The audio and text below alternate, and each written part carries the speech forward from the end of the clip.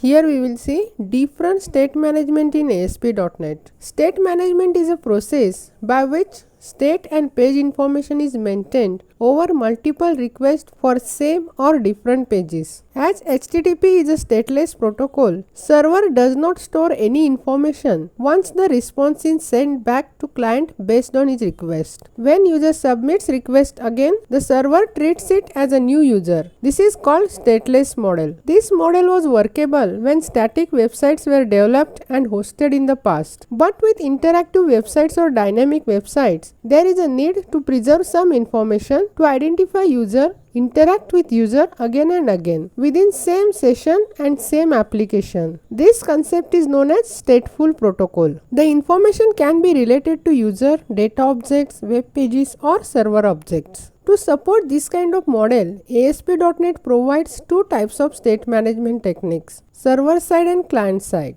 Different options available with server-side state management techniques are application state, which allows savings of data at application level, which is accessible throughout the life of an application. The life of application starts when IIS, that is Internet Information Services, is started and ends when IIS is stopped. Second is session state. The session state persists till the user is active or session time expires. When a user submits request, a session is started. The session gets over either when time expires or user explicitly abandons the session. The required information can be saved in session for later use by same user within the same application. Profile properties. This option also allows saving of user specific data. It is similar to session state except the data stored in profile state never expires. With this property, the SQL profile provider class needs to be configured. It allows storing of data in SQL database. Since data is stored in the database and not in application memory, therefore there is no risk of losing data even if IIS is restarted again and again. Next is cache. Caching is a technique by which frequently used data and web pages are stored in cache so that repeated cost of retrieval can be avoided. Storing frequently used data in cache ensures high availability, improved performance and scalability. Cache is object of system.web.caching class. The main disadvantage of using cache is it is unreliable. The previously stored data stored in cache is deleted automatically to meet memory requirement for current process.